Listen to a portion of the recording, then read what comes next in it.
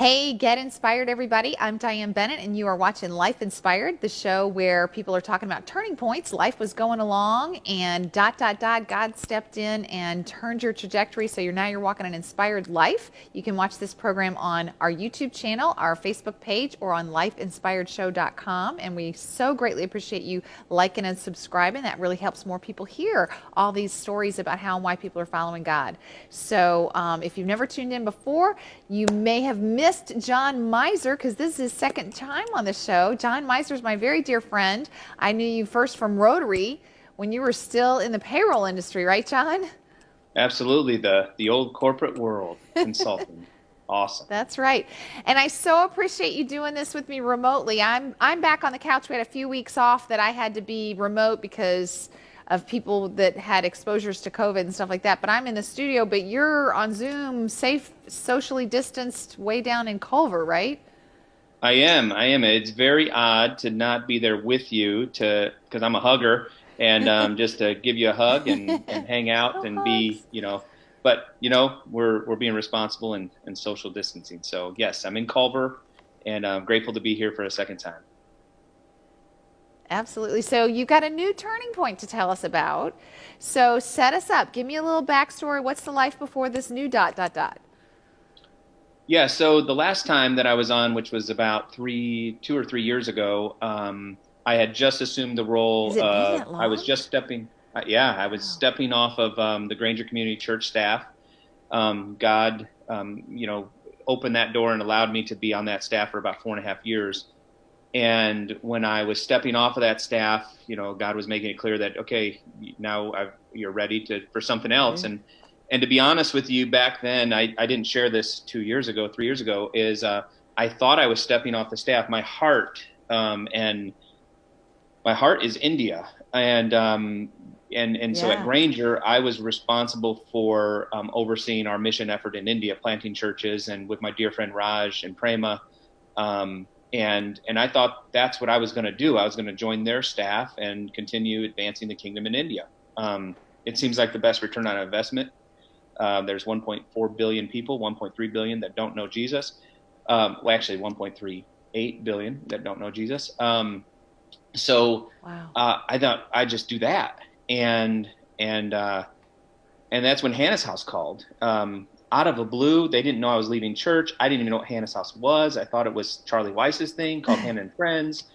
And through that week, Not Hannah they and offered me Friends. the Great job. organization. Totally different organization. Totally different, yeah. And Yeah. so when they offered me the position on the Monday evening before I walked into church to teach a class, I really didn't. I thought they like I'm a guy. Hannah's House works with women who are pregnant and facing homelessness. Like I'm a guy. Like they've never hired a guy, and they want me to be the executive director. So I thought they'd come to their senses. But then they offered me the job, and I'm like, whoa, whoa, whoa! I thought I was going to go do this.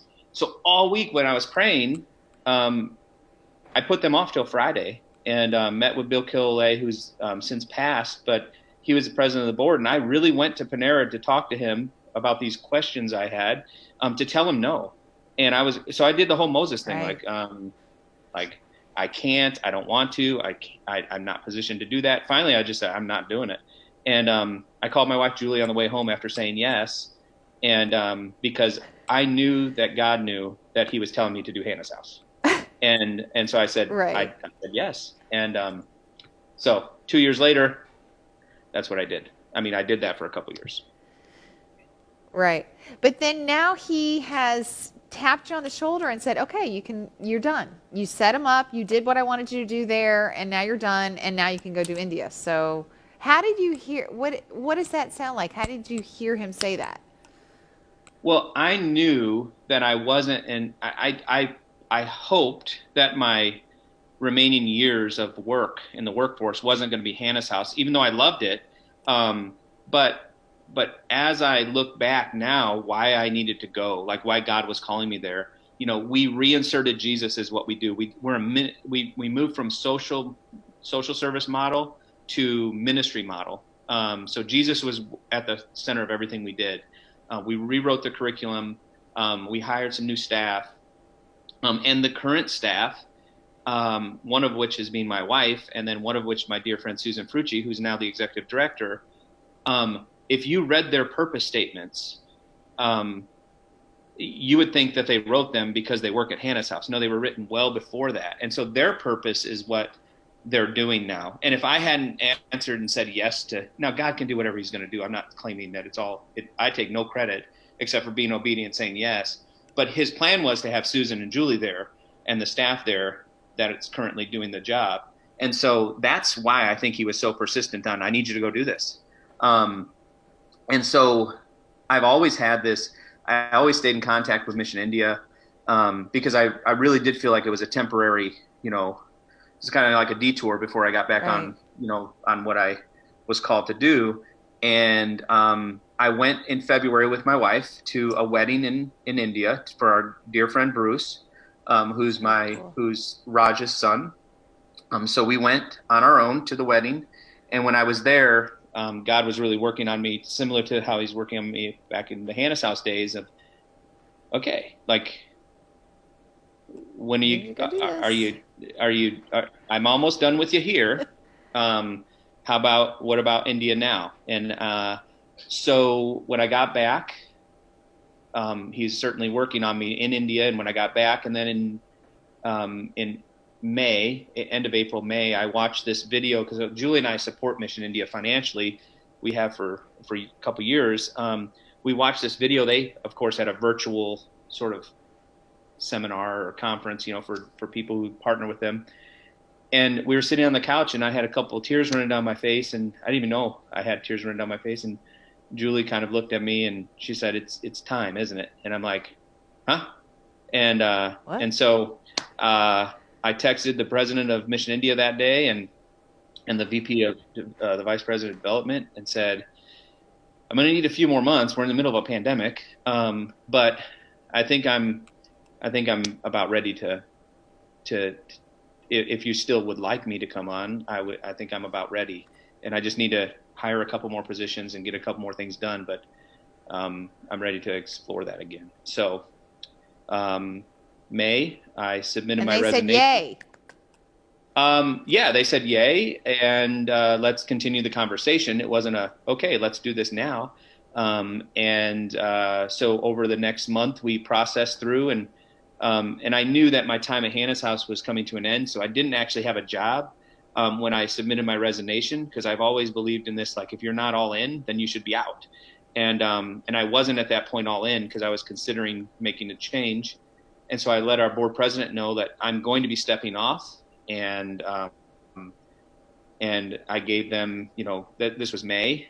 I worked through June or July, and actually through August, beginning of August, and started with Mission India in mid-August. So it's been amazing.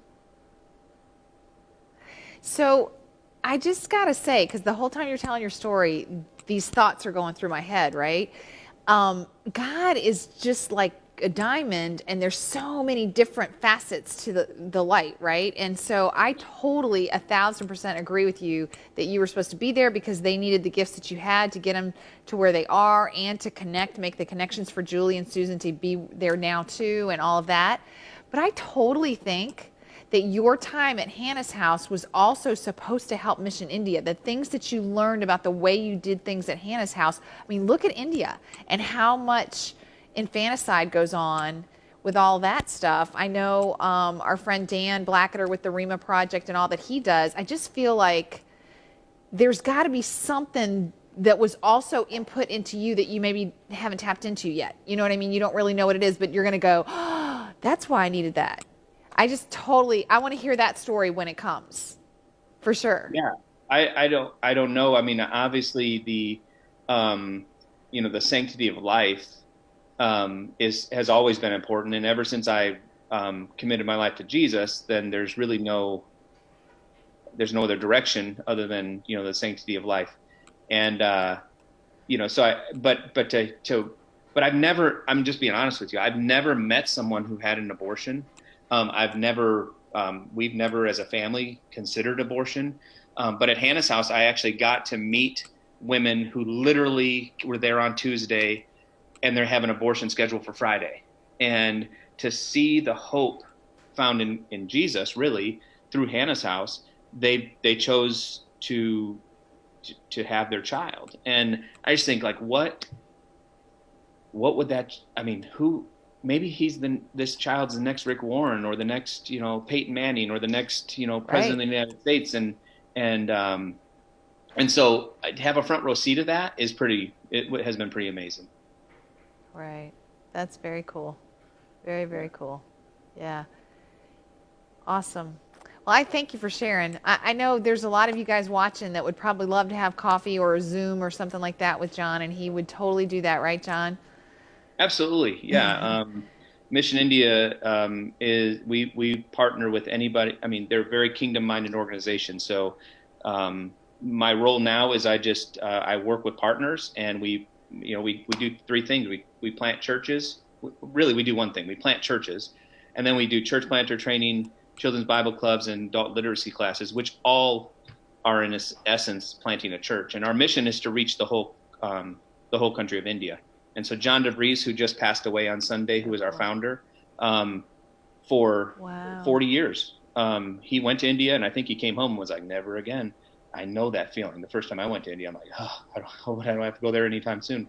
But God gets a hold of you, and got a hold of him, thank God. And and I just think of the welcome that he received on Sunday when he went home to be with the Lord. Like, millions of people's eternities were changed because of this man. So, and his faithfulness. Yeah, that's cool. Very cool. Thanks for sharing. Yeah, you're welcome. Appreciate it. Thank you guys for watching. If you know somebody that needs to hear John's story, you can share it from the YouTube, the Facebook, or the lifeinspiredshow.com. And if you know somebody that needs to tell their story, message us those things. We'd love to tell stories about how and why people are following God. So thanks for watching. You guys have a great week. Bye-bye.